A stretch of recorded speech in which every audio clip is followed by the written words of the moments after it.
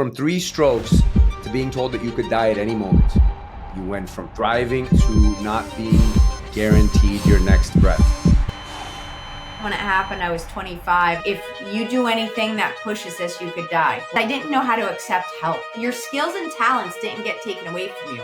The arena changes, but your talent didn't change. You get to bring your gifts and talents to any arena you want. We can't let the emotion of the pain put a period when it's supposed to be a comma.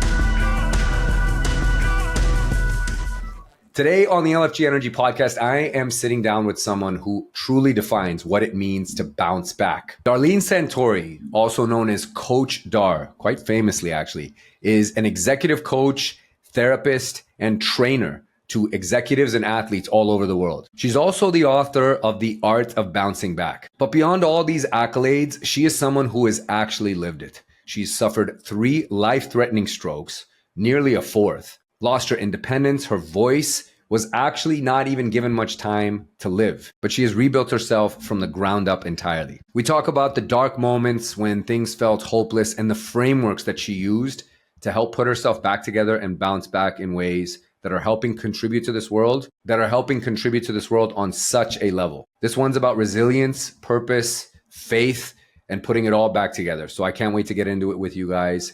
And here is Coach Dar. From 3 strokes to being told that you could die at any moment, to now being a trusted advisor to a bunch of incredible pro athletes, Fortune 500 executives. It's a pretty remarkable story, but it makes you a very well-qualified LFG Energy Podcast guest. You've talked a lot about how that chiropractic adjustment led to that ruptured blood vessel in your brain, and then 3 life-threatening strokes, I believe it was, that changed everything. You went from thriving, as you put it, to not being guaranteed your next breath. Can you take us back to the moment of what those thoughts were, those feelings, the emotions that came over at that time when everything changed in a split second? Because I had gone through a few of them. The first one, when it happened, I was 25 and I'd gone to see a chiropractor and they manipulated my neck, which ripped the artery to my brain. And I didn't know I was having a stroke. And my background is an occupational therapist and neuro, taking care of stroke and brain injured patients when it happened. So it was, that moment of, by the time that I found out that this had happened and they had told me too late because the blood clot was already formed and they had misdiagnosed it as a brain tumor. It was in that moment though, when later I found out and they said, Dar, good news, bad news is we found this out too late. You have a blood clot. We can't get to it. And if you do anything that pushes this, you could die. So at any point you could die. And at 25, I was ready to start a family. We couldn't after that.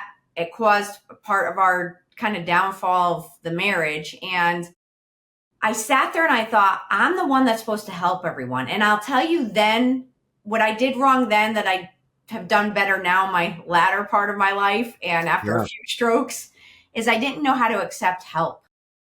And I just kept pushing it off. Like I actually kept numbing my symptoms and I just kept throwing myself into work. And because I just felt like I'm the one that takes care of these people. I'm not the one that's supposed to receive it. And that's the silliest thing in the world. And it's still hard sometimes to accept help when you're a nurturer, when you want to help people. But that did not do me any good. So I say that off the bat for people listening. When you go through hard times, please don't be afraid to accept help, because I probably could have propelled my life forward faster had I accepted the help that I needed. And you can't deal with things you shove under the rug. No, it doesn't work that way. And where do you think that comes from? Because for some people, it's like a pride or an ego thing. And others, it's maybe like in your case, like it's just how you're wired as being this nurturer, this one that's always used to giving the help. So it was just very difficult to receive it. I think because when you're in the role and your whole role is helping people, that if you need help, it looks weak. Yes. So she needs help. So could she actually help me? And that honestly played out again later in my life, where I was the Phoenix Suns mental skills coach. I was traveling with them. I was doing everything. I run my own small business doing what I do. And then after my 3rd stroke, there was a point at first where I was almost going to repeat a pattern of, I'm not going to let people know. I don't want them to see it because I need to still run my business. And if they think something's wrong with me, then they're not going to call me to help them and coach them as I go through this process. but I quickly reframed it and said, we're not repeating this pattern. And of course, what happens when you let people know you're going through something, Sure. all they want to do is help you. Oh, they do. Yeah. It's so funny, right? We are Yeah. the obstacle. But look, for our audience, like athletes and high performers, it can feel like one moment really derails everything. How did you respond in those days of the whole quote unquote, everything has changed? It's happened through so many stages of my life because there's the moment it happened when I was younger. There's moments that it happened midway. And then even most recently where you feel like you want to give up. And when you are in the middle of going through something hard, whether it's business, losing business positions, clients, finances, health, there's a moment where you feel, how is this ever going to turn around? And it's where we try to put a period. Like the emotion of everything makes it feel so finite. It feels so much like this is it. There's no way, when really it's just a comma. It's a pause. It's a point of reflection of going, this isn't over. The game's not done. The clock is still ticking. Like if we have breath, the clock's ticking. So we can't let the emotion of the pain of the weight of this, where we put a period when it's supposed to be a comma. So don't make the decision, or really don't make some major decisions in the middle of an emotional state. And don't let the defeat that you're feeling hold up the rest of your life. It's a comma, it's a pause, it's not a period. And I really learned that. Yeah, that's so powerful. And as a quick detour, speaking of powerful, if you didn't know, as someone listening to this podcast, that Coach Dar is Italian, full-blooded Italian, then you clearly missed the way she says the word pause. Like it is so Italian and so New York, which I love because I'm Punjabi, and Punjabis are considered like the Italians of India. They're very expressive, they're loud, they're crazy, they're passionate, they're just like everything. Yeah, I think that's why we clicked. That's 100% why we clicked. We're Italian together in some way. But when, going back to those moments, Coach, and for everyone that's is going through stuff, because human beings hurt. Human beings go through stuff. Sometimes to the point where we get numb and we're not asking or checking in with people. And I want this to be a little bit of a check-in for our audience, for anyone listening who's going through something, whether it's loss or they're at a crossroads or they're questioning anything in their life, or maybe they've been actually hit with an incident or something like what had happened to you. Did you ever think, I'm done? Yes. And like, there's no way I can keep going? And what was that moment like? And was there a framework now that you look back that you tell people when they come to you and say, I think I'm done? And you're like, no, here's the way. Great question. And absolutely yes. There is 2 times in particular that I felt that. And when I've hit those moments, I remember it so deeply because in my world, everything is so big. I mean, from the people that I work with to the environments that I'm in. For people that are hearing this, I'm a 5'2" Italian and I'm around 6'6", 7 foot athletes all the time, or, founders or world leaders of, countries. And it's this little person coming in. And my point is, I say this because, and I love it. For me, it's where God brought me to. I serve a mission and I know the mission. But in those moments when it's hard and you want to give up like I did, I sat there and I thought, I'm going to play it small. After the 3rd stroke, I was like, maybe I should just go get a shack on the beach. I should just live in a small environment. I'm going to ride it low. I could do that. My sister and my best friend are like, yeah, okay, Dar, you're going to get to the beach. You're going to get down there. You're going to be 3 weeks of like, oh, this is fun. And after 3 weeks, you're going to see someone and they're going to be working on their boat or something. You're going to go over to them and go, hey, so tell me, how'd you start your business? What are you doing? And you're automatically going to start helping them, and it's going to end up being big. And it's just how you were made. Some people are not made to do it this way, but you've been given a gift. It's how you're created. You have to do this. You could fight this all you want, but it's in the fighting it that it's actually going to be harder. When you're in your flow state, by the way, and you're in your gifts and talents, it's not hard. And I was about to actually make my life harder and less fulfilled by thinking I could play small and out of my giftedness, when really that's not how life works. And I'll add one more thing that gets me up is I heard that. And then I said to myself, you know what? This life actually isn't about me anyways. It's not about any of us. It's not about us. We were called here with a gift and a mission. Every single one of us, we have a purpose to serve. So the way I reframed this in my head was, if the military are out there fighting every day for a mission to protect us so we could be here today and just go about our day freely right here, then how the heck am I not going to get up and use my gift to serve the world? Amen. Other people are serving. Why wouldn't we serve? And it's not about us. And you know what? If you and I were not serving our gifts, we would be letting down the mission we've been given. So I pulled up my pants, I got back up, and I said, Dar, this isn't about you. You've been given 24 hours to serve a mission. And if you don't serve it, you're letting a lot of people down.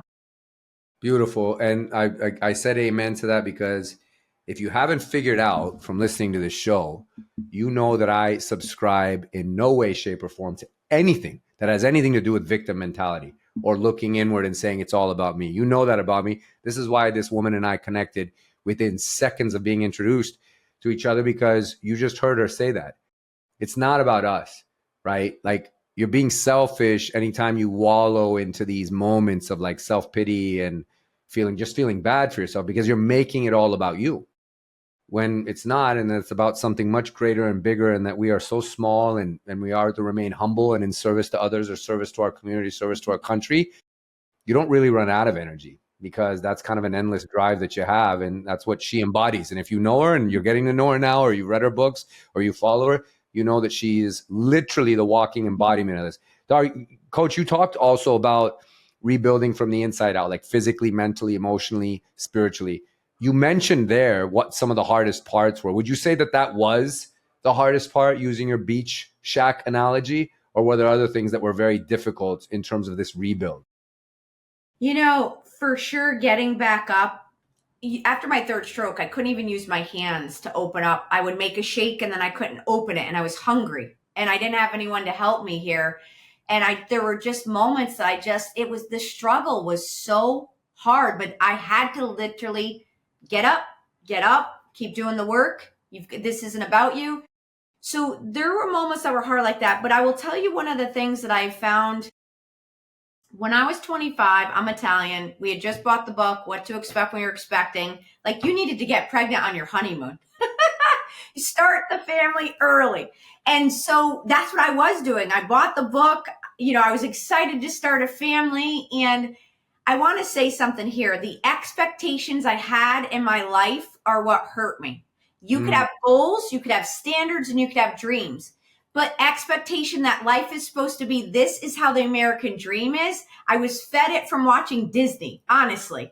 You know, it's like, oh, this is how life goes, or Hallmark. That's not how life goes. But sure. I had the expectation, you get married, you get your job, you get your dog, you get your house, you have a family, and that's beautiful. And that's what most want. That's not what my story was. And so, but I believe that, right? And I find out I can't have kids. Well, I'm told I can't have kids. So stay with me for a second. I go from 25 years old to writing my book a couple years ago, say like 46, I think. And I think I'm having my fourth stroke in the middle of writing the book, The Art of Bouncing Back, because all this pressure in my head. And I think, you got to be kidding me. Go to the neurologist, find a new neurologist. I go there. And in this, thankfully it was not, but he says to me, Dar, in your history here as we're talking, did you tell me that you thought you could have kids? I said to him, hold up. Not I thought, I've been told that. Like, I was not able to, because I could die if I got pregnant. And he goes, I think you could have all this time. Oh my God. So I sit there and I tell you, one, I left a marriage because I did not want to hold his life up from having his own family. Then I go on and meet people in my life where I'm Italian. I want to have a family. And then I meet people that I probably could have been and married to. But again, what did I do? I'm like, you want to have a family, and I can't provide that way. So I let it go. So I've had to endure pain of going through this journey myself because of not being able to family, to then find out that I could have had a family this whole time. And I was writing the chapter, Reframing Setback. And I got in the car from that appointment, and all I wanted to do was cry, because I thought, I didn't want this journey to be alone, and I'm about to be 50, and there's still the sadness that is in my heart. That's just a woman who wants to share that, having kids, watch your kids grow up, they get married, you're a grandparent, the things, but I've had to let that go. But here's the beauty of the blessing, okay? I can't control that. So I had to let that go. I sat in the car and I said, well, you're writing about reframing setbacks. What's the reframe, Dar? Here's the reframe. Number one, if it was supposed to happen, I believe everything it would have happened. So if that whole scenario was supposed to happen, it would have. So I need to just assume in divine intervention that my journey was my journey for a reason. Number two, look at what God did for me. I mean, I went from saying to my husband at the time, we're going to have the sickest athletes as kids because he was all American, to not having kids. But then I never chose to go into sports. It came to me, and I help all these young men and young women, 18 to, 25, 26 years old in pro sports. And the reframe to turn this from sad to happy is I would have had to pay for my kids to go become pro. Now they pay me. That's amazing. What a silver lining, but also like a beautiful reframe. I appreciate and really honor just how honest and vulnerable you were in that share. Because I know from some of our initial offline conversations, as we talked about family and purpose in life, and sometimes the universe has a different plan for us. Yes. But the way you've embraced yours, and I mean, you do have a family. It's all of us. It's everyone that you touch. I mean, you may not have had children, but your family is like far reaching and just kind of transcends everything in a traditional family sense. Dar, like this is such a talk of resilience and even a story of resilience. And one of the last questions I want to ask you before we round out chapter 1 of this 2-part talk. We've got a lot of athletes. We've got a lot of entrepreneurs. We've got a lot of single people that maybe have been operating in life the same way you were, this like expectations, these set of ideas that they thought they had to subscribe to because of what they were being fed, or athletes that were trying to repeat as champions and it didn't work out for whatever reason. What do you say to people that are in that, that have such high expectations and lofty just heights that they want to achieve, and how they manage this? Is there a framework or something you can leave them with if they've now all of a sudden fallen from the top and hit this realization point? I'm going to bring it all the way full circle again. It's not a period. It's not over. Wherever you are, so whether you're single, wondering when it's going to happen, whether you're married and going through challenges, whether you have a child issue, a health issue, again, you've been playing and now maybe you're cut from a team, you've been working, you're running your company, and you had a huge setback, and financially you're like, this is such a burden. You have 100% bounce back rate. There is nothing in our life that we are 100% on. We try. Perfection is hard to go. It will never be achieved. You make progress. But one stat on our scouting card that we could stand firm with is we have 100%. If you hear my voice, that means you've made it to the other side of hard many a times. And that the reason you're even here is because the hard passed and you're still going. Or if you're in it, just know from your past experiences, you've gotten through hard before, you'll get through it again. You get back up, you have 100% bounce back rate. So you could rely on that all day, knowing you have something that you could rely on, knowing you're going to get to the other side again because you did before and you will again. The only reason you wouldn't is if you chose to take yourself out of the game completely. And that's not an option because we need you. So get back up, try every day, figure out, how do I stay agile? How do I stay emotionally flexible? How do I dig deep to my skill? Your skills and talents didn't get taken away from you. The arena changes, but your talent didn't change. So remember that. You get to bring your gifts and talents to any arena you want. Maybe that arena is different now, but your skills and talents are still the same. So soldier, it's like buckle up, get your skills and talents, recommit to who you are, believe in yourself again. Because when you hit rock bottom, you start to forget who you are. So remember who you are and then go fight the good fight again, because hope stands for hold on, pain ends. Hold on, pain ends. You'll be to the other side of this, and I'll see you on the other side. So beautiful and powerful. I got goosebumps listening to that. I can't thank you enough, Coach, for sharing that bit of the story. In part two, we're going to dive into your book, The Art of Bouncing Back, and a lot of those frameworks that I want you to give our entrepreneurs and athletes and college students and just people that are going through really, really tough times. You are an absolute light and force. Every time I talk to you, every time I spend a second, even if it's through a voice note exchange on Instagram, I leave feeling just better. And that is the impact and the effect that you have on every human being you come into contact with, whether it's in the flesh or two-dimensionally separated by a camera like we're on right now. I just want to honor you and just tell you thank you for being you. And I'm so grateful that our paths crossed. It's been an absolute gift and blessing. Thank you for giving us some time today. I can't wait to get you back on for part two. And this is only the beginning. So thank you, my dear friend. Honored and blessed. And for everyone listening, you are listening to the best guy right here. Thank you for all you do because you inspire me. Thanks, Coach. I love you very much. You too.